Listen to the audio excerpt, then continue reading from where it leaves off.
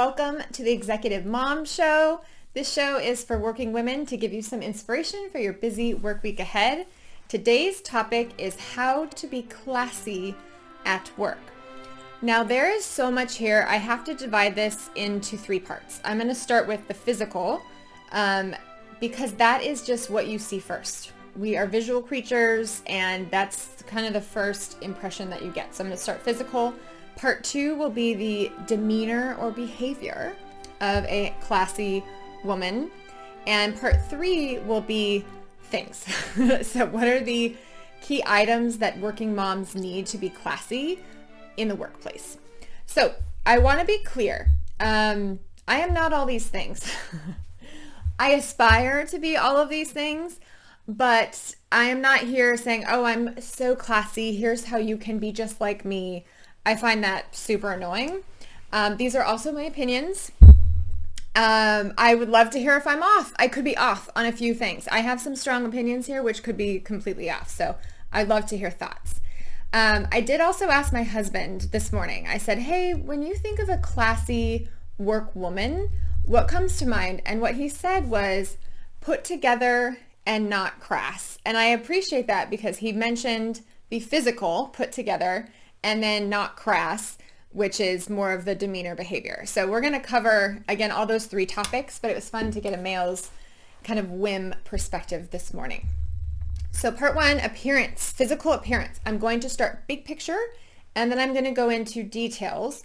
Overall, I'm going to go with my husband. I'm going to go for the big goal is to look put together. There are cultural differences which I find super fascinating. And so this is actually tip number one. The mega tip is you got to do what suits you best and is going to be the most attractive for you. However, get some inspiration from other cultures. And for me personally, I'm very much inspired by the French culture. I believe the French women really have the classic look nailed down. However, there are a few things that don't actually work in the US. So I'll give you an example. The French girl vibe with the hair is they want to look like they didn't try at all. It's effortless. So I've tried that. I'm like, oh yeah, I'm going to be French girl. So I won't do anything to my hair. I'll let it air dry, whatever. And you know, it looks terrible on me. It looks stringy and not as shiny. And it throws off my whole thing. And I wish, again, if you know, I really hate doing hair. I'm not good at it. I don't enjoy it. It's a little bit of a chore for me. But if I don't actually put effort into it, it looks really bad for me.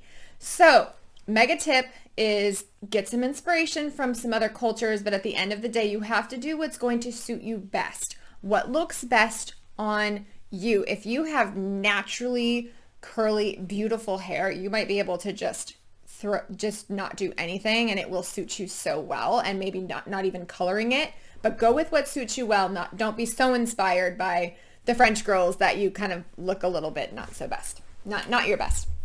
Number two is dress appropriately for the occasion. Think of the weather. Weather is key. That's the first thing. I'm good at this one. That's the first thing I always check every morning is what is the weather. You don't want to be freezing cold or overdressed and sweaty. Usually we are inside, so I tend to dress in layers, but just think about the occasion. So for example, you're going to a wedding. Everyone knows this, don't wear white, but you need to wear a dress to a wedding. You should wear a dress to a wedding unless the invitation says no dresses or something different. You might want to also think about the appropriate shoes for the occasion. So is it Easter? Are you going to be in the grass? Heels might not work for you. You might need to do a wedge, or you might need to do some different type of a fancy sandal or something. And are you going to the beach? You should be in a beach outfit. Are you going to baseball? There is this one mom who is so overdone at the baseball games. Oh my gosh. She looks so crazy. And she's just absolutely gorgeous, actually. I think she's really lovely and she's very put together, but it's so out of place that it's kind of like, it puts me off a little bit. And that's just my opinion, good for you to get all glammed up for a baseball game, but I feel much more, I appreciate and I'm more inspired by the gals who do have it together, but they're wearing a baseball hat. It's a baseball game. Like, that's the perfect occasion to wear a baseball hat and wear tennis shoes, but still look put together. I look like a disaster at the baseball games, by the way. Complete disaster. So I don't take my own advice here, but I just can't pull it together for every single activity that I am involved in. I pick and choose, okay? I pick and choose, and baseball is not one of them. All right. Oh, and one other small thing about this. So a lot of women take their heels off at weddings, and I think this is totally okay. I don't know why. Again, this is my total opinion. I think it's so cute when the bridesmaids all take their shoes off and they're having a great time dancing. I think that's appropriate. I think that's super fun. I have no idea. Do you agree with me? I would love to hear. Okay, tip number 3. The goal here is balance, and it's related to everything else that I'm going to talk about, such as your outfit, makeup, hair, and jewelry. So classic and classy women have good balance. So we're going to go more specific with the outfit. So that's tip number 4 is outfit balance. I think everyone knows this.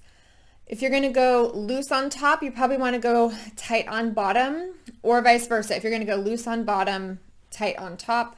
However, I will say personally, I think the loose on bottom it's not as flattering. I think tighter on bottom and then looser on top is typically more flattering because it's going to balance you out. If you're loose on the bottom, it's going to make you look kind of bottom heavy. I don't know. That's just me. Could be different body types, different things, but I tend to feel more comfortable with tighter on bottom, a little looser on top. And in general, I think the idea is you just don't want to be showing too much. Everyone knows this. I don't even want to talk about that. Don't show too much. Don't look like you're, doing some other illegal job. That would not be good for the working mom. That is not what you want to look like. Let's go to hair balance. So I think we get the idea with outfit balance. Number 5 is hair balance. The goal is groomed. Again, unless you want to try the French girl thing and it suits you, then that would be great. I would say don't come to work with wet hair. It doesn't look good. Dirty, dry hair is better than wet, clean hair in my book. And you know what? I think I'm on day 6 today. Like, I just never wash my hair. I just can't even stand to do it. So go for the, dry shampoo and figure out how to I've trained my hair to not get dirty. Like, I think my hair looks better on I think this is day 6 or 7, who knows? And if it starts to smell bad, then I figure it out. But I put so many products in my hair, like, it smells lovely. I think it smells great. If you're in a pinch, like maybe you're on day 8, and you're like really in trouble, go for a low bun. You really can't lose. If you have a little low bun and you're going to work and you have some nice earrings, which we'll get to that tip, don't you worry. You can't go wrong. Like, you look good. You look smart. You look, you took, 30 seconds to pull your hair back. You look good. I can even do it with, this is not meant for hair, but you get in a real pinch and you're at work and all you have is like a paper clip, you can just like totally figure this out, and just make it work for you. So there you go. Let's talk about jewelry balance. So my rule of thumb is, this is again, my opinion. I would go for 2 categories only.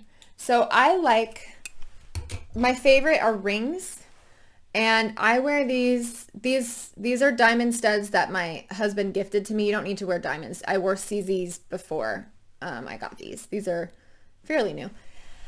I only like to wear 2. I'm super simple. I really like to only do 2. And if the rings are pretty much a must-have because I'm always wearing my wedding ring.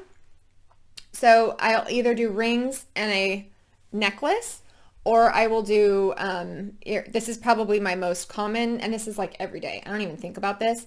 So you can do 3. 3 is actually okay if this is one of them.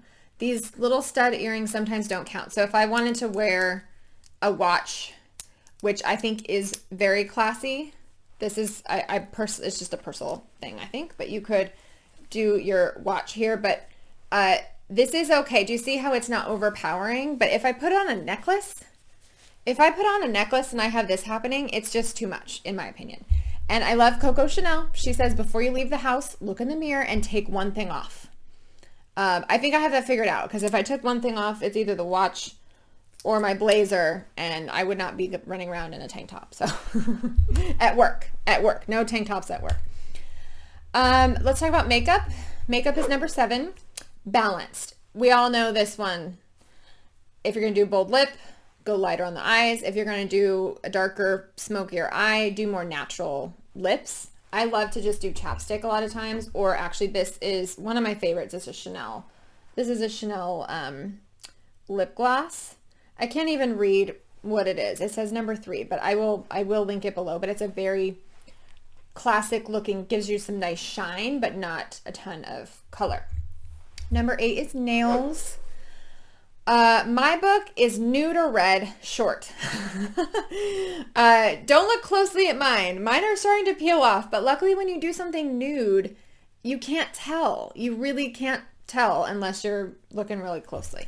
So, short. The long nails for work, it just, again, my opinion, I think nails look really nice when they're done, but if you've got long nails happening, to me, the class level goes down. That reminds me more of, I feel bad. I don't want to even say it. It feels less professional to me when you've got these wild long nails happening, and you're so focused on like your nails, you're not working. I don't know. It just is not the right way to go, in my opinion. Okay, number 9. I wonder if people are going to get upset about this. I wonder. I don't know. This is my opinion. Skip the fake tanner. I just can't even believe I did it. I probably did it last year because it does make you look your skin tone even. It's like makeup for your body. I totally get it. You do look a little bit probably slimmer if you're, when you're in the nude. But for the workplace, first of all, no one's seeing that much of your skin. This is even, this is appropriate, but you don't want to be showing so much skin. All you can see are my hands and my, I call it the décolleté area. I don't even know if that's correct, but that's what I call it, and your face. You can't really see much else of my body. So first of all, it's a huge waste of time. And number 2, it's just, if you think about the psychology of fake tanner, it's so weird. We basically paint ourselves orange, and then your hands end up looking, which I don't have any fake tan on right now, but my hands do look a little bit red, but whatever. All the women get the weird happenings here.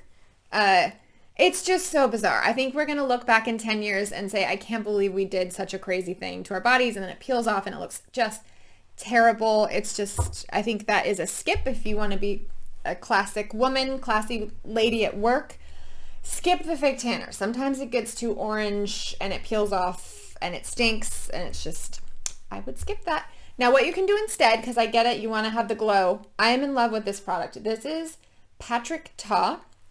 I do have it here, and I don't know, maybe you think it's a little much. I think it looks kind of nice. It just gives a little bit of a glow. So how this works is you spray it on. I'm just going to see, I don't know if you can, so this is without, and I'm going to spray a little bit of it on. It's like this oil, and it smells really lovely, and it has like a little bit of glitter, which is really fun. So I don't know if you can tell, and you don't have to do it so intense. I did a little goes a long way with this stuff. We'll just do both hands, but it kind of gives you a little bit of a glow and a shine and a health without having to do this crazy fake tan, and it smells lovely. I hope this was helpful. Look out for part 2 and part 3 coming soon. Take care.